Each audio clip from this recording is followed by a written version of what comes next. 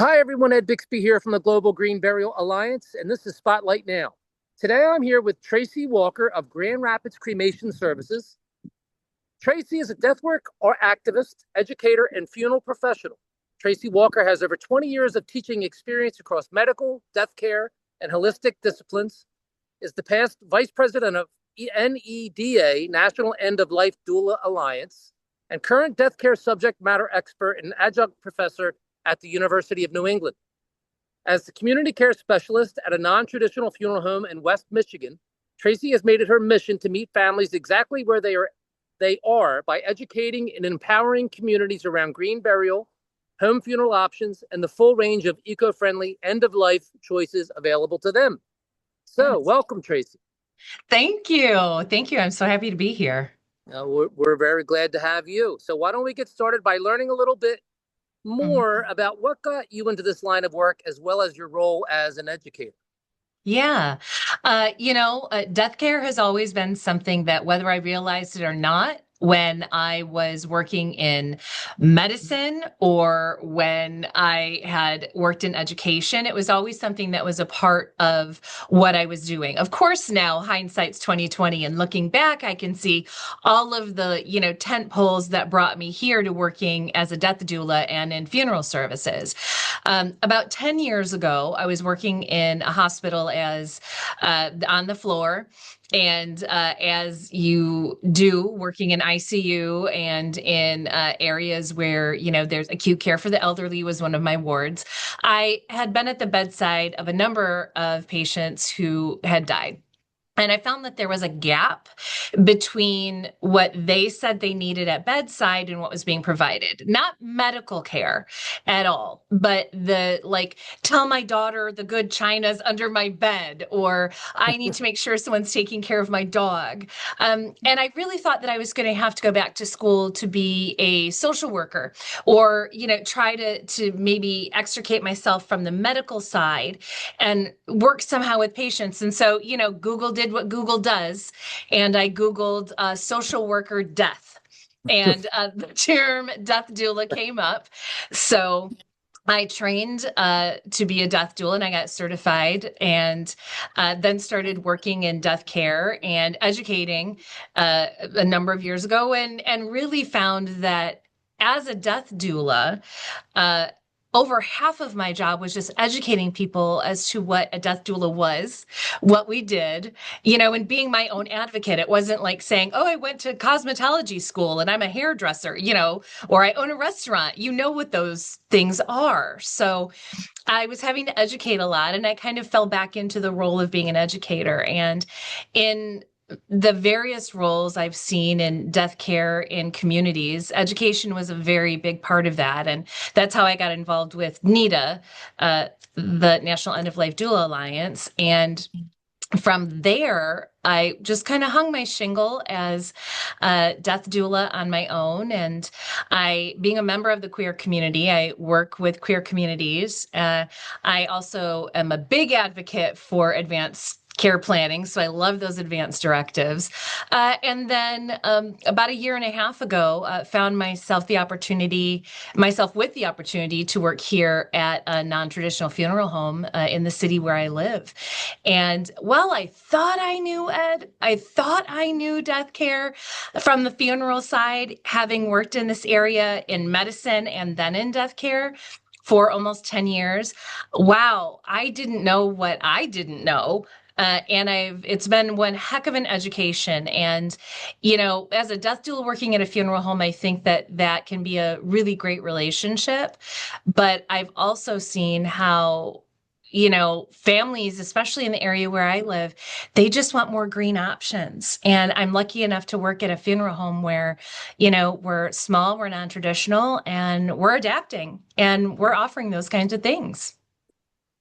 Oh, in this ever-changing world, the one constant, is unfortunately death and dying. That's part of life and Right. living.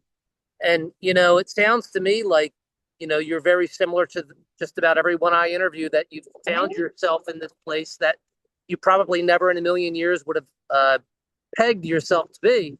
But, No. thank goodness we have you, to be able to be that educator and to be able to spread the good word. And You know, I know you're working at Grand Rapids Cremation. How did that organization come to be? Yeah. So about 6 years ago, our funeral director, Troy Kaltenberg, he came out of, about 25 years of big funeral service. He, right out of school, trained and became a funeral director and was working in larger funeral homes for a number of years. And one day just kind of cracked. And he went home and said, today was the last day that I'm going to sit across the desk from a widow crying, trying to decide if she's going to remortgage her house or sell her car to pay for the funeral service that, society has said she needs to be able to show how much she loved and cared for her husband. And thus, Grand Rapids Cremation and Funeral Services was born. And Troy is dedicated to offering. We do mostly direct cremation, so we don't do any embalming. We do burials, but with no embalming, mostly cremation and crematory services. And we are one of the lowest price points in Michigan. It's very important to us to serve the communities who need it, and some of them who need it most. We also work here with the local counties. We are in Kent County, and we take care of a lot of the unclaimed who need to be buried here because there's not a lot of money in it, so a lot of funeral homes just don't do that, but we do. So as a part of, trying to be accessible and make sure that we can be available. I think that sometimes when you hear cremation funeral home or someone who works almost exclusively in cremation, you don't think green burial. I get that. But what we're doing is, finding that people do want that. And there are three local cemeteries here that offer green burial. We partner with them.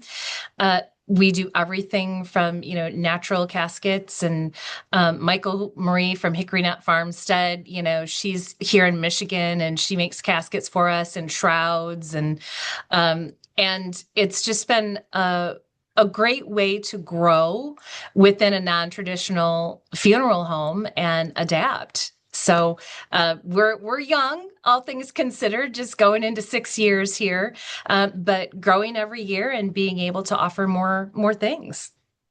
You know what's interesting? When I listen to you tell that story, Mm. and I'd like to share this not only with you but with the viewers.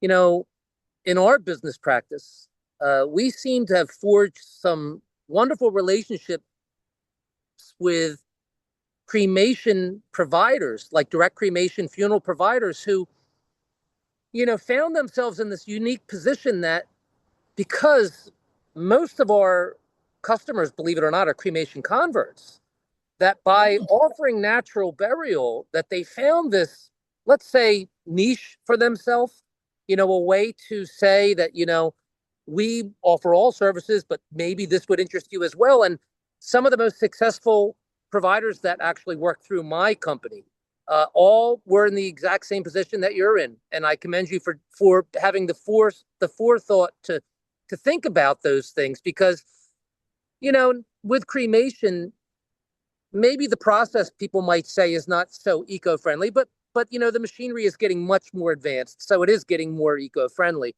But Mhm. it's the final disposition of those cremains, and how you maybe you plant a tree, or maybe what is the carbon offset Yes. of that final disposition. And if I were to come to your organization Mhm. for a green burial, what might the family expect Yeah. if you were to paint a picture from A to Z? What would it look Yeah. like? Yeah. Well, it depends on exactly what you would like for the service. We do offer a more guided goodbye time with no embalming. And, there's a lot of education that comes. I think that people often think of, a viewing or a memorial with the traditional embalming and the casket and, with the makeup and the clothing. And that's not what we do. Because we don't do any restoration or preservation to our decedents. They're in their natural state. And then there's some education that goes with that. And, you know, as long as we are educating our families appropriately, there aren't any big surprises in that. So we find out what they would like. Do they just need, 15 minutes of a goodbye? Or do you want something a little more? So we offer a service where we can do body care. And what that would look like is a guided service of you come in to our memorial chapel with your loved one and they're laid out. We have a basin with some warm water and some herbs and flowers. And we walk the family through washing and anointing the body. We can shroud if you would like. We lay flowers. And that can be done either prior to cremation or prior to burial. So that can be a part of the cremation service itself, or that can be a further part of a burial. So that can happen here at the funeral home. And then we can take the loved one and bury them in the cemetery of their choice. No vaults, no liners, and, natural casketure if they prefer. And the family can be present for that if they would like at the graveside, but they don't have to be. So they could do everything they want here in the funeral home. Now, if they want to do a graveside service that is more natural and green, then we do have availability for that. And we try to set everything up for them. And in a lot of cases, there's the family has to work and provide payment directly to the cemetery and their opening and closing costs. And we work with our cemeteries to make sure that it's kind of a one-stop shopping kind of a deal, that we can handle all of the payment and we will pay those people who need to be paid after that, because we have agreements in place and it makes it a little easier for our families. So we can organize graveside services with celebrants if they would like, and do any number of specialized services, from writing notes to laying special flowers and plants, to different types of services that the families would like. So, it's really just finding out what they would like and being able to make that happen for them. No, and I like the concept, and it's very what most families want is peace of mind, and at this Right? point in time, they're not really prepared to make a lot of decisions. So I think if you can handle a lot of that for them, that really eases the burden for them. And what would you say some of the main reasons your families are drawn to the eco-friendly funeral offering? Is it a financial? Is it a spiritual? Yeah. Or is it a combination of both? I think it's a combination of both. The cost is going to fall somewhere in between a direct cremation and a traditional burial. So it's not necessarily, if we're looking to reduce the cost from a more traditional, fully casketed, embalmed, service, then yeah, it's going to cost less than that. But it will be a little more than a cremation service, depending on how far you'd like to go.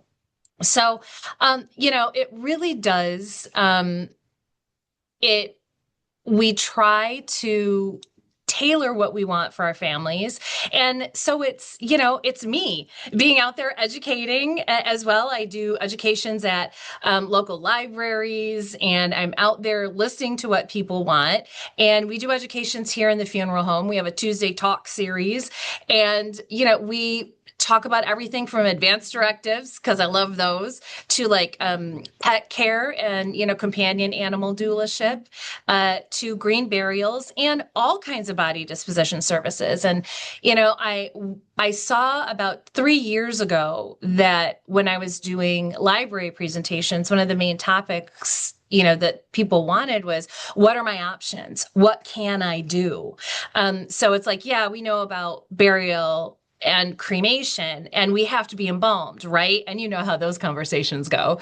No, you don't. And here are the options. And then, you've got natural organic reduction happening now, unfortunately not in Michigan, but fingers crossed, hopefully soon. Alkaline hydrolysis, water cremation. So there was so much interest in those types of options that when I came here about a year and a half ago, it was just a natural conversation for Troy and I that, yeah, let's open this up and let's start talking to our families when appropriate about here's what we can offer. Would you be interested? And it's overwhelmingly been a success. And every time we do a presentation, a workshop, something where people can be involved, especially with body care and shrouding and such, I always ask, who would want to do this? And almost everybody's like, yeah, I would. And a lot of it is, but I don't think my family could do this at home. And we're also big advocates for a home funeral, or would you like to keep your family member at home for a couple of hours or overnight until, everyone can be with them, say their goodbyes, what they need to do? People don't know that that's an option either a lot of time. So we can help walk them through that process to make sure that they get the time that they want, and that, that clock does technically start ticking once we hear from hospice or the medical professionals letting us know. But you can take some time.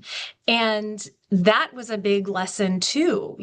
Typically it is that, okay. And it's a conversation we have with our hospices now of, they know that we are going to be okay with letting the decedent be with the family and having the family say the goodbyes. And we have death doulas and death midwives and celebrants that we work with constantly who can come out to the home and help work with them and walk them through things too. No, absolutely. I mean, we live in a country that, we have the ability to have options, we freedom Yeah, of choice. right. And, to care for your loved one in death as you would care for them in life, is actually a very special thing. A lot of people have lost touch with that, but, giving them the ability to reconnect with that, to be Yes. able to say their Yes. goodbyes, and it's very cathartic, so I Absolutely. I think it's a wonderful thing that you're doing, and I'm glad that you guys are open-minded to that, because I Me think too. it's really important. And Yeah. I mean, I've been to Michigan. It's a beautiful state. I know there's a lot of eco-friendly stuff going on, in Yeah. Michigan. There has been for a very long time. How do you feel it fits in and aligns with Michigan's lifestyle and culture? Mhm. I think it fits in perfectly. I mean, in Michigan, you're never more than like zero point 0.8 miles away from a body of water, whether it's a Great Lake or a smaller inland lake or a river. And we have a lot of outdoor enthusiasts. We have outdoorsmen. We have people who commune with nature. That's a part of what happens in our state. And it only makes sense that you would want to, be returned to more of a natural state rather than preserved inside of it. And that seems to really fit very well. And I mean, I think that pendulum is swinging back. Any of us in death care have seen it the last 10 years. We all know the stats about, 70 to 80% of people want to actually die at home, but they're dying in a hospital or a facility. And what does that go back to? The parlor days of when somebody dies, and how to take care of our dead. And I'm a huge, huge advocate. It's my tagline of, death care is community care. And it was, and it started that way. And I know that I'm biased because I have these circles, but it is definitely something that I'm seeing all of the time, that especially in Michigan, with a state that is so natural and nature, centric. Of course, we need to watch out for those winters. So burials in the middle of winter ain't great, but we do what we got to do. So, but it's been received really, really well, and it just keeps growing, and we just keep having more interest. No, I know, and it's happening everywhere. But just for the viewers to know, Michigan has been part of this movement for a very long time. And Mhm. very forward thinking, and like you said, kind of lends itself well with the outdoor lifestyle. No doubt about Yeah. that. Yep. Uh, so obviously you've been doing this for a while, and I'm sure that Mhm. there's plenty of plenty of memories, that would come to mind when you help families. But is there any one that's been particularly meaningful or memorable that stuck with you that you'd like to share with our viewers? The first thing that came to mind, and I'll follow that instinct, was for a family here, working with them at the funeral home. And a couple of things I always ask families is, what kind of music does your person like? And especially when we are working with decedents, or, getting them ready, or traveling with them from place to place, we like to play a little music. And what do they like? So I love having, just in general, that aha moment of, oh my gosh, yes, we can play some music, or would you like me to deliver a message? I really do love that. But the other question I ask is, are there any pets in the family that need to say goodbye? And there was a wife and a daughter whose husband and father, he had passed, and his best little companion was a very small little Sheltie dog. And he did not have the opportunity, the decedent, to die at home. He died in hospital. So, and the dog was constantly worried and whining and crying around the home, even though they had brought back things, of his that may have smelled a little bit more of what he was like toward the end of life. And so at any rate, we, set him up in the chapel. They brought the dog in, and, lifted the dog up, and about 35 pounds or so, and just laid her, right on him. And she just nuzzled right in and just put her head down on his chest. And it was one of the most beautiful, beautiful pictures, that I've seen. And I did hear back from that family about a week later, checking in, and they said that the dog after that was fine, and she settled.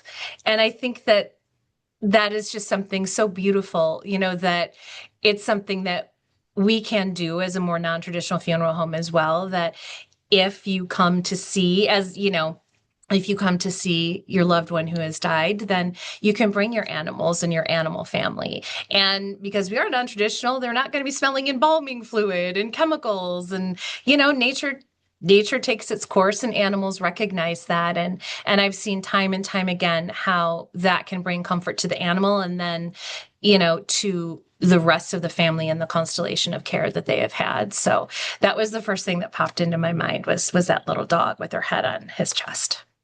And that's a beautiful story for people to hear, because our pets are our family too, as you had said, and they're wise beyond what anyone wants to give them credit for. They totally understand life and death, and I'm sure the dog had found the solace of knowing that they had passed, so it could accept that. And that's Yeah. a lovely story. No, it's really something people need to embrace more of, because they have this silly notion that pet cemeteries have to be separate from human cemeteries, and at Right. the end of the day, our pets should be able to go with their owners if they desire to. So thank Yeah. you for sharing that. And it brings me to my favorite question of the interview. So where do you hope to see Grand Rapids in your personal work, let's say in the next 5 to 10 years? I would love for there to be a menu of options for someone that comes into my funeral home. I would love for there to be cremation to be an option, green burial with a number of cemetery options. I would love alkaline hydrolysis or water cremation to be an option. And I would love natural organic reduction to be an option. I would love for those other two options that are not yet something that we do in Michigan to be to be a reality, and to have organizations that can complete those things. I would love for in the next 5 years for us to really step up and into that leadership spot, and say, hey, we're going to offer these things too. So I would love for us to be right up there. And there's no doubt that will happen, in my personal opinion. So I mean, that's a lovely vision, and I'm sure it will come true. And Tracey, we here at the Global Green Burial Alliance really appreciate all that you do, all that Grand Rapids does. And thank you for joining us today. Our viewers can learn more by visiting grcremation.com. That's grcremation.com. So Yep. thanks, Tracey. We really appreciate it. You're welcome. Thank you so much. Okay, folks, Ed Bixby here from the Global Green Burial Alliance, and this was Spotlight Now.